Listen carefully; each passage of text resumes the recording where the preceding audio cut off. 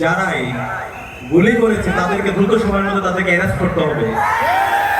দ্রুত সময়ের মধ্যে এই ঘটনার নেপথ্যে যারা আছে তাদেরকে খুঁজে বের করতে হবে। সেটা অন্তর্বর্তীকালীন সরকারের দায়িত্ব রাষ্ট্রের নাগরিকের নিরাপত্তা নিশ্চিত করা। 1 জুলাই বিপ্লবের পরে আমাদের নাগরিকরা যদি এখন পর্যন্ত নিরাপদ না হয়ে উঠতে পারে, আমরা নাগরিকদের জন্য যদি নিরাপত্তা ইনশিওর করতে না পারি, তাহলে অন্তর্বর্তীকালীন সরকারের একটা বিশাল ব্যর্থতা।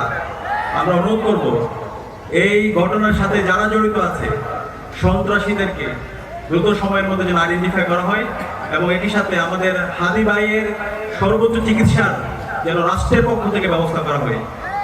সম্মানিত উপস্থিতি, আজকে আমি যে ভূখণ্ডে দাঁড়িয়ে কথা বলছি ফিরোজপুর, এই ফিরোজপুরের সাথে আমাদের আবেগ জড়িত।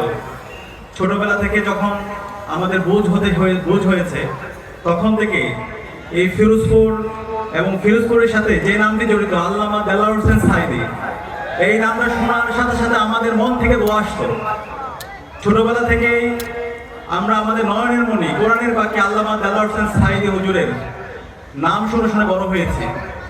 ওনার যে আধিপত্যবাদের বিরুদ্ধে লড়াই, আগ্রাসনের বিরুদ্ধে যে ওনার লড়াই, ইনসাফের পক্ষে ওনার যে লড়াই, সত্যের পক্ষে যে ওনার লড়াই, সেটা দেখে আমরা উজ্জীবিত হয়েছি। আমাদের যখন বুঝ হয়েছে, বুঝ হওয়ার পর থেকে আল্লামা দেলাওয়ার হোসেন সাঈদী হুজুরকে আমরা সরাসরি দেখতে পারিনি।